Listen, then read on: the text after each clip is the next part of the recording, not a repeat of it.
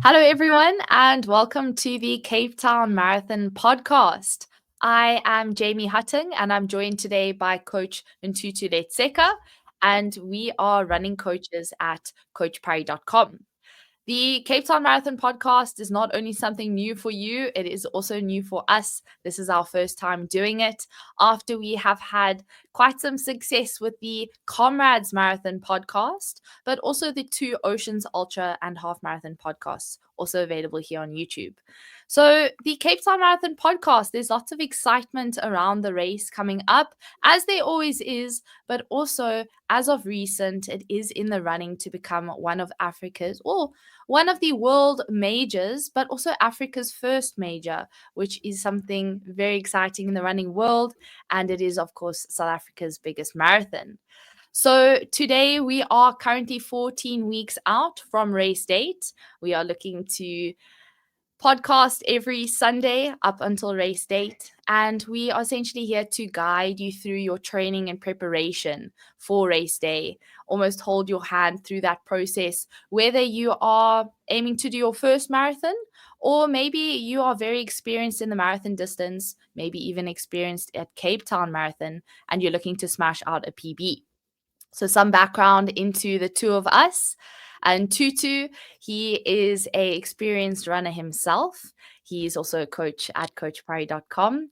And he is a trained molecular biologist with quite an interest in human performance. He has got quite a bit of running under his belt. He is experienced in any distance from the mile to the marathon. And a bit of bragging rights. He's recently done the Milton Keynes marathon coming in at 2 hours 51. So with that, Ntutu, would you like to say hello? Oh, thank you so much for the glowing introduction there, Jamie. You've much too kind.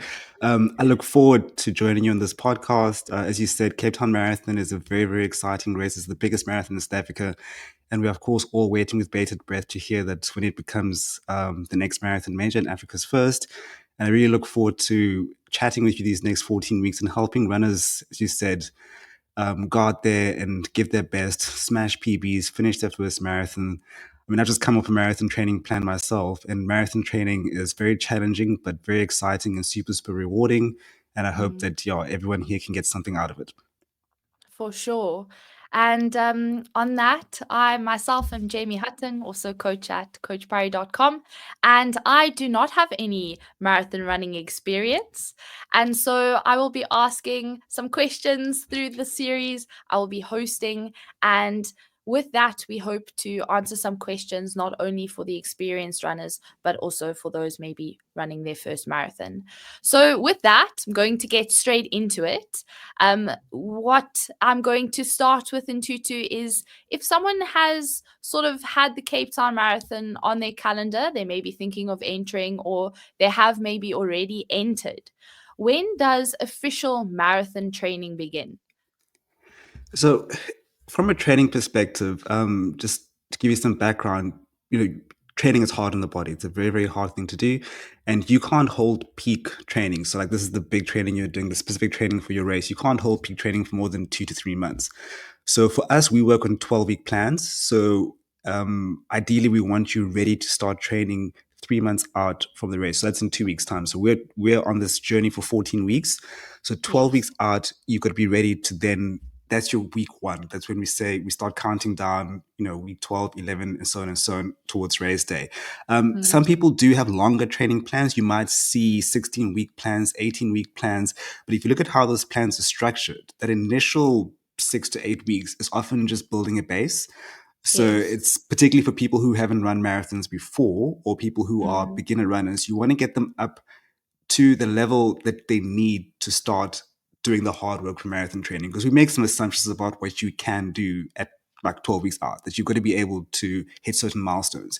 So when you have a for longer sure. training plan, that part of it is just to get you ready. But what we consider marathon training, so your long runs that you recognize that are going to build up to 3 hour plus runs, and the midweek long run, and the bigger volume, that starts 12 Yes. weeks out from race day. 100%. So we are 14 weeks out. that doesn't necessarily mean, for the next 2 weeks we shouldn't be doing anything. That we should, in fact, kind of start the base or the behind the scenes of the marathon training for the next 2 weeks. Or should we wait it out for 2 weeks and start 12 weeks out? Well, you don't want to be starting from nothing. So no, you should definitely be training. And it largely depends, again, as I said, because we're going to have like a huge variety of runners. You're going to have people who are experienced, have been running for a number of years, people who are trying to smash out PBs, people running like well under 3 hours, possibly. And you might Yes. have on the opposite end a group of people who are complete beginners, have never run a marathon before, have maybe run a 5K or a 10K. And of course, the marathon bug has caught on. The marathon is one of the biggest events in the world, and there's so many people doing marathons. And of course, you're excited. So you see Cape Town Marathon and you enter, and you might Of have a course. very low base of training. So you're not running an awful lot, but of course, with sort of a sensible approach, you can get there. So right now, everyone should be running. Whether you're a Yes. beginner or you are, aiming for a super fast time, you should be doing something and getting your body ready to do what's required for you to do the training. So for sort of you know people who are beginners starting out, you should be comfortable running 3 times a week. And Okay. we don't want to put too much condition on it, but you've got to be able to, because let me just step back a bit. When we start our plan at 12 weeks, most of our training plans will start with that first run being close to 2 hours, that first long run. Yes. Because if you think about it, you've got 3 months. And so if you're starting on a 2 hour long run, 12 weeks out, and you're going to get 3 weeks out, you'll probably do your longest run. And it might be, depending on what your goal is, it might be, say, 3.5 hours. That is Yeah. quite a significant jump from 2 hours to 3.5 hours. So we want you to get as close to that as possible, where you're not starting from like a 45-minute run and trying to get to a 3.5 hour run in essentially 10 weeks. So you should be comfortable at the bare minimum running 3 days a week, an hour on a couple of those days. And if you can run an hour and a half for your long run, that's a very, very Yes. good place to be. It just helps you be prepared to be able to get in and start training and not make big leaps from the get-go. Like our biggest injury risks are when we make massive jumps in training, week on week or session to session. So those are for the sort of beginners. And then you might have Mm. people who have done 5Ks, 10Ks, and not just like one or two, but they've been training for maybe 18 months. They've got some actual races. They've gone out and raced and ran for time at 5Ks and 10Ks. Might have done a half marathon. Like you just did a half marathon now, didn't you? Yes, I did, and I'm still feeling Yeah. the after effects of that. Oh, that first one is always quite challenging on the body, but you'll feel when you recover that you'll be tempted to do another one. So like you've done a half marathon, so you would be in a position where you've got like a sufficient base, and you can make that, and you want to make the step up from, say, a half marathon to the marathon. So you've got some experience. And for Yes. people like that, and you might be aiming, for example, to qualify for comrades. That's 5 hours. And I Mhm. would say people who are sort of running sort of 4 hours to 5 hours in that group, we want you running 4 days a week. That's going to be your general schedule going forward. And again, comfortable running an hour on most days. Have some experience doing some interval training. The Yes. marathon is an endurance distance, but it's not like you're not doing an easy run. It's still, there's an element of hard running involved in a marathon. So you should be comfortable doing some kind of faster running, some interval training, some hill training perhaps. And again, that long run for those people, an hour and a half. Like I think you should be comfortable running an hour and a half with a little bit of faster running and a good volume in between for those other two easy runs. So that's sort of Yes. that level. Um, For sure. and yeah, and then if you're looking at people who are maybe, it's not sort of the speedier people. Now you're looking at like the 3:14 marathon runners, maybe people aiming for 3.5 hours, and you're sort of pushing towards like 3:15. I'd say sort of again 4 to 5 days a week, an hour and a Mhm. half long run, an hour and 45 maybe. So they can probably do a little bit more, and do slightly more extensive sessions, in terms of the faster session.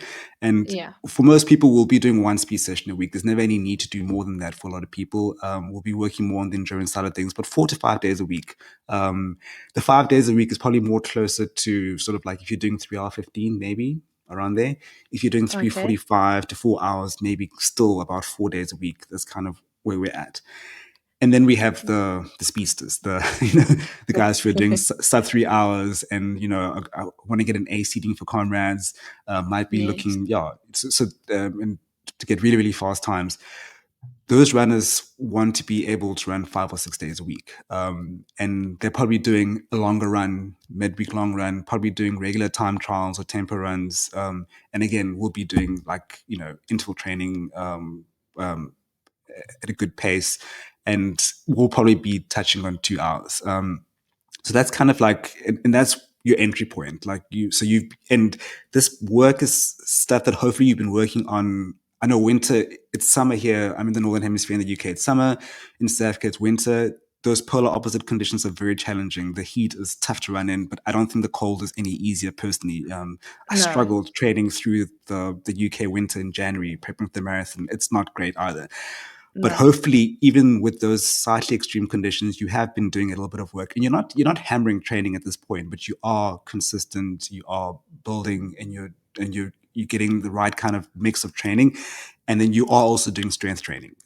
It's one of those things that I think people neglect in their running.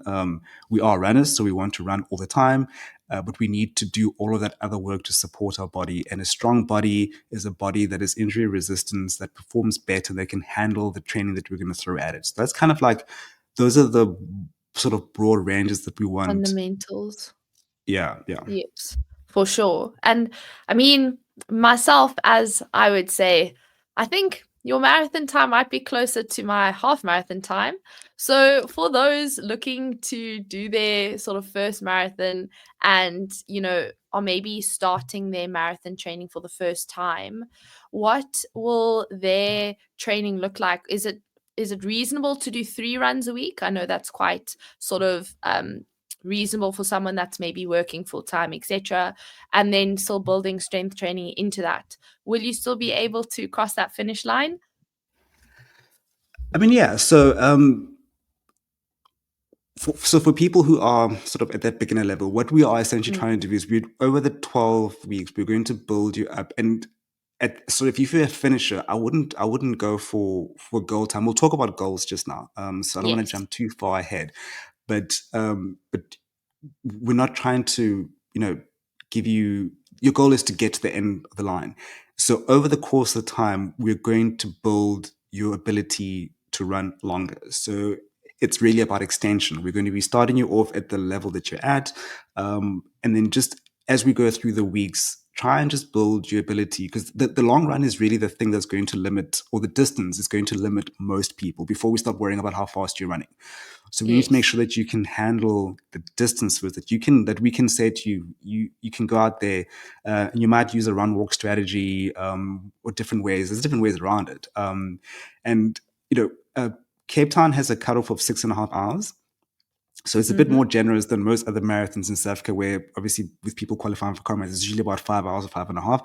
So 6.5 hours does give you a lot of time, hopefully, to not be feeling under time pressure to get to the end of the race. So yes, for those people, 3 runs a week can definitely work. And if you are doing the strength training, and you can also do cross training. I mean, we're just talking about running, but you can do other forms of aerobic non-impact training. And I think the main issue for runners who are starting out is handling the load, because running is a very physical sport. It's one thing that we don't, you think, oh, running is just like, we think of physical sports as being stuff like, rugby or football, soccer, that kind of thing. But with running, you're hitting the ground. I worked out, you might do 35 to 45,000 steps in a marathon, That's depending on how fast you're crazy. running. So it is deeply impactful. So when you're starting out and you don't have that experience, we're just going to work over the 12 weeks and build your endurance. Work week on week, increasing your long runs, putting recovery weeks, and we'll talk about that in future episodes. How important recovery is for marathon training, any kind of training actually, and just essentially build you up gradually over time, so that when you get to 3 weeks out from the race, you are comfortable that you can run the distance. And then maybe second, third marathons, we can look at a time. So yeah. No, for sure. I think strength training is often it's not prioritized when we think we are training for a running race. We think Yeah. that we just need to run and that's the most important. And And I think, the important thing about strength training, sorry to interrupt there, Jamie, is that yes, it doesn't take away from the running. It shouldn't take away from the running. So when we say you need to do strength training, we're not saying, you know, uh, you don't run, but doing strength training will actually make your running stronger. Because, like I said, a stronger body can handle the training better. So when you incorporate strength training, what you find is that as you start doing the runs, you are able to resist fatigue. You're able to last through the runs, and you can recover better because you're building a stronger body. And and running is a very one-dimensional sport. I love running; it's all that I do. But we run in a straight line, with a few turns here and there. But so the strength training gives you that yes. little bit of extra athleticism and strength and power that you probably won't get alone just from running. It's very, very true. I think looking back at the half marathon I did over the weekend, I was aerobically, I had the capacity to cover the distance and do it in a time I wished to do. But Yeah. afterwards, my legs are telling me, maybe I should have done a little bit extra strength training. Yeah. And so it's something, even with the knowledge on how important it was in my preparation, it's something I still wish I did a little bit more of, especially as it was a hilly race. Oh wow, So yeah, and especially with those hills, you do need strength to get over the hills, right? Because yes. you're pulling your body against gravity and up a hill. So it really is an important part of training that I know. I wish I'd done strength a lot more when I was younger, when I was in my late 20s and early 30s when I started running, and I've gotten better with it now. But if we can get that sort of culture of doing that strength into your training plan now, that will help so much for especially those beginner runners, to be Yes. able to get through the training, because the training is going to be more training than they've done before, and then obviously to be able to finish the race and to have a strong run, because we don't want you to to be wishing for the end. You can, and No. people do have strong marathon runs, whether it's your first marathon or 10th marathon. It is a very, very possible thing to do if you train smart and have all those elements incorporated into your training. Yes, no, for sure. I think as much as we've sort of emphasized the training that we need to be putting in, as we mentioned, we will speak on recovery later. But I think it's important to remember that recovery is really the secret weapon after we've put in all of this hard work. And that's really where the magic happens. And Yeah. then I'm not sure if you would like to mention anything on sleep or nutrition or anything like that, even though we will touch on that later. Yeah, so I think broadly what we can say there is, and this is so important, is that recovery, think of recovery as part of your training. Recovery is not it's not a thing that happens outside of training. And I think if you think of, I always like to think of all of these things. I do long runs, I do interval training, and general easy days, I do strength, and I recover. It's all part of the Mm, same process. And recovery for me, so it's about rest days. So for people, for us amateurs, like if you're an elite athlete and this is your job and you're earning money from this and you're competing for prize money, it's a very different story. But I think for most of us, there's never any need to train 7 days a week. And yes. so that's the first part of recovery, is that basic unit is the rest day. And if you are adding that rest day in, it just gives you that little bit of freshness to be Mm, able to then continue the plan. And as you said, like magic is, that's where the recovery is where the magic happens.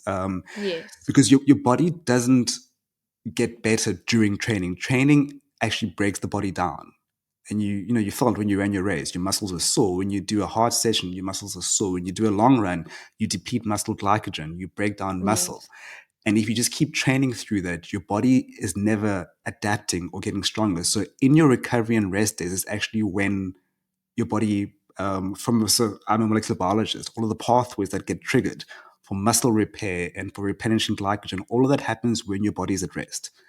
So you need that recovery period through rest days to do that. And we also add recovery weeks every fourth week, 3 or 4 weeks depending on the plan. But again, reducing volume. When you've done 2 or 3 weeks of higher volume with faster running, then you just reduce volume a little bit. That gives your body the Yes. opportunity to engage those repair pathways and replenish muscle glycogen. And that's how you get better. You don't get better while you're training. Training is the Mm, stimulus. You need to give the body something to adapt to, but it adapts when you recover from it. So that's the first part of it. So rest days are not a dirty word. It's not something you should be ignoring or be frightened of. It really does help you get better and It's so reducing what important. you can't keep escalating your volume for 12 weeks. So we need to No. have periodic recovery weeks where we just allow your body to step back and just adapt and get stronger. So that's the first thing. And as I said, at rest, so the other magic thing is sleep. And I know a lot of us are working adults, we might have families, and you want to have a social life. Like I said, this is not your job. But sleep is also one of the periods when most recovery takes place. So if you can just commit to getting a good night's sleep on most days, you're going to see your performance improve and your resilience and resistance to injury will improve. And the last aspect, and again, these are things that we will expand more in detail as we go through the episodes, is nutrition. So Yes. it's even more important for like marathon training. Even for 5Ks and 10Ks, you need to be making sure that you taking care of nutrition. But with marathon training, you're going to be doing very, very long runs. And those long runs are going to deplete muscle glycogen. And carbs are the fuel that you use for running. And and a marathon is not as hard as a 5K or a 10K intensity wise, but it's still not a slow race. You're still running at a good effort for a very long time. So you need to get used to taking in carbohydrate. So Mm. pre-run, during the run, and post-run nutrition is important. And post-run, you want to take in protein and carbohydrate for muscle repair and for replenishing carbohydrate. And during the runs, you want to be taking in carbs frequently. It's also a good time to practice what you'll be doing on race day, because when you run the race, you're going to be needing to take in carbs throughout the race. So you practice that during your long runs. And even for your general easy days, you still do want to be taking in stuff, because having a good, balanced, healthy diet with a good mix of carbohydrate and protein will help you with performance. And so if you're taking care of rest days, recovery weeks, sleep, nutrition, and hydration, of course, that's part of the nutrition aspect.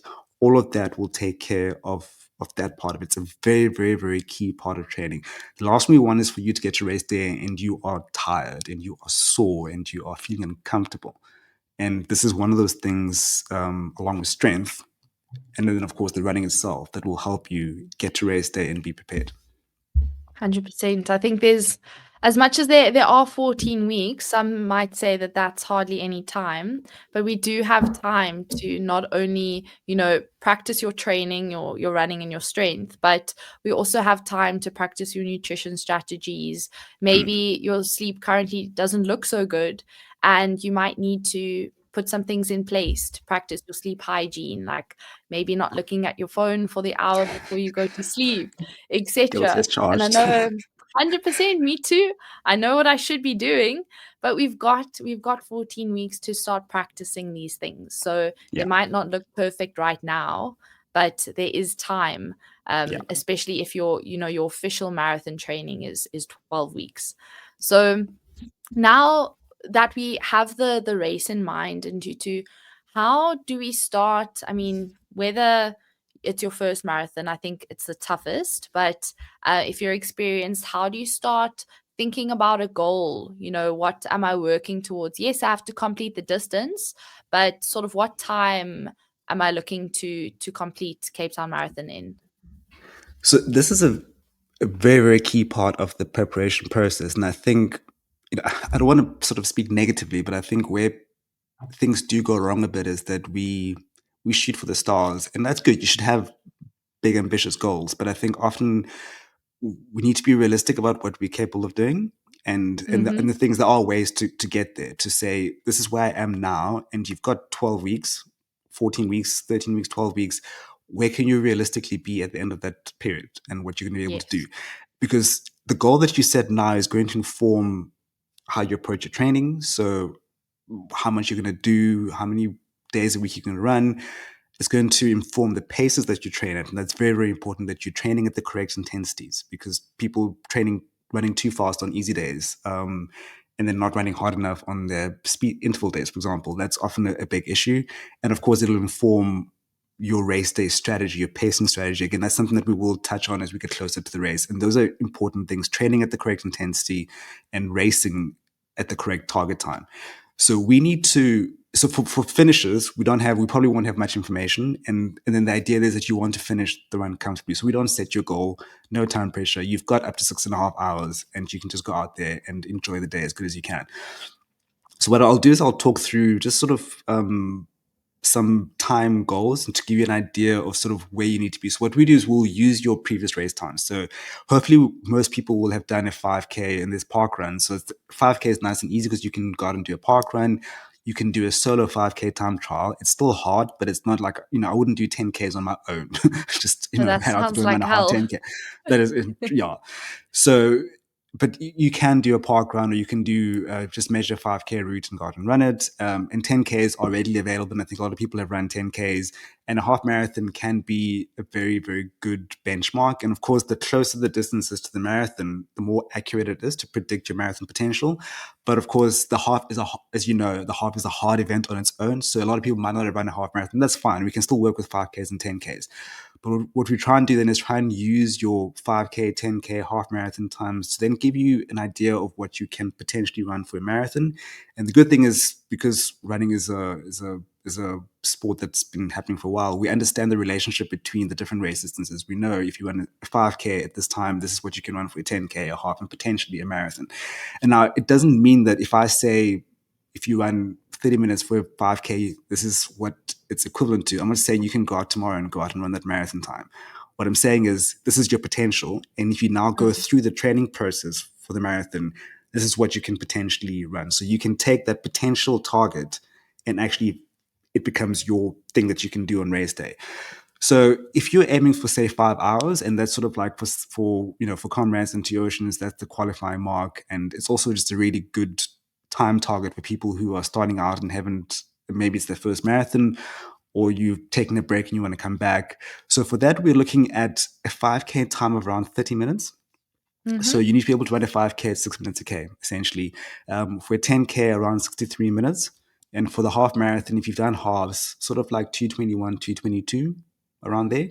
Okay. Um, that's sort of like the minimum times that we think will give you a good chance of getting to 5 hours for marathons. That's kind of the potential you need. So again, we're Mm. using your potential as short distances to get an idea of what you can run for the marathon. Yeah. For 4.5 hours, so just stepping it up a little bit. For if you're aiming to run a 4.5 hour marathon, your 5K should be about 28 minutes, and your Mm-hmm. 10K around 27:30. And for the half, we want a strong sub 210. So I'd say sort of about 207, 208 for the half marathon.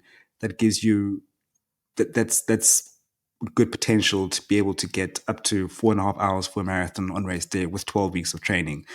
Mm. And now for the 4 hour groups, so people trying to break 4 hours, and 4 hours is so for 6 minutes a K for a marathon, that's 4:12. So if you're running 4 hours, you're running well under 6 minutes a K for a marathon, which is really, really good going for that For sure. distance.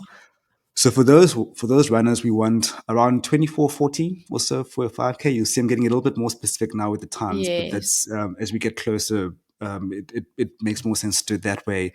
For a 10K, about 51 minutes, and then for a half marathon, an hour and 53. So, and that makes sense. If you're going to run a marathon in 4 hours, you need to be able to run a half marathon Yes. in under 2 hours, because it's not an equal extension. You don't just double No. your time. It would be Um, great if we could, but of course. unfortunately, we're not machines. Yeah, exactly. And then, so just the last two now. So for sub 3.5 hours, then you're looking a little bit quicker now. So 21:30 for 5K, about 44:30. So now sub 45 for a 10K, and then for half marathon, sub 140. So that's to run a 3:30 marathon. And then for the sub 3 hour group, those guys need to be running, and women, you need to be running 18:30 for 5K. Um, Okay. about 38:20 for a 10K, and I'd say like at least 125 for the half. So it's double your half marathon plus 10 minutes will get you close to where you need to be. So that kind of Mm. so that gives you an idea. So you can figure out where you sit in those groups. And so, so if you run a 28-minute 5K, it doesn't mean you won't run a sub 4 hour at any point in your life. Just that right now, at this point in time, it'll be unrealistic if you're running a 28-minute 5K to aim for a 4 hour marathon, For because you're going to sure. be training too hard, doing your easy runs too fast, and it's a lot of pressure on you. So that just gives you an idea of where you are. And as we go through the podcast, we can give more specific targets for in between distances. But that gives you a broad range from 3 hours to 5 hours of what you should be aiming for. Yes, I think it's a nice way that you broke it down. I think majority of runners maybe looking to do the marathon distance have at least completed a 5K. And so it's nice to know sort of what your trajectory might look like if I've only got a 5K time to work with. Yeah. So, I mean, with that, we've chatted. Gosh, the time has actually flown, but I That think has. there's lots of important information there, but also maybe an information overload for those listening. And maybe they'll have to pause this and really take it in. But I mean, if someone is feeling quite overwhelmed at the moment with everything they've just listened to, is there, sort of one main takeaway that you'd like them to really hone in on? Is there one sort of golden nugget from today's podcast that you'd like to just reiterate? Can I give two? Actually, I Oh, know we said one, but I'm going to give two. So I think that's fine. goal setting, I think it's very, very important. That sets you up. So once you've got your goal, and it's something that, based on your history, we know you're capable of, that sets up where you're going to go. And I think it will put you in a good frame of mind for you to go out and do the training. So as you sit down and now you're ready to get going, think about where you are and where you want to go, and just make sure that you are picking a goal that is realistic for you. And then the other one that I think people should get this and have this going through their head as they go through these weeks is recovery, that the magic happens during recovery. Yes, we are training, we need to do the training, but for you to get to 12 weeks out, and we always say you'd rather be a little bit undercooked than overtrained when you get to race day. But what we Yeah. do want for you is to be ready, and you are ready if you are a recovered athlete. A tired athlete is not going to perform well. So goal setting and a strong focus on recovery, that will get you started. And just have those in your head, and you'll be good to go.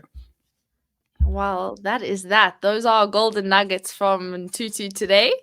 That is all for the first podcast. We hope you guys enjoyed it and have a look out for next week. We'll be back with episode 2.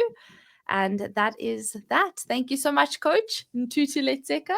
And we'll see you next week. Thank you, Jamie. Cheers, everyone. Bye bye.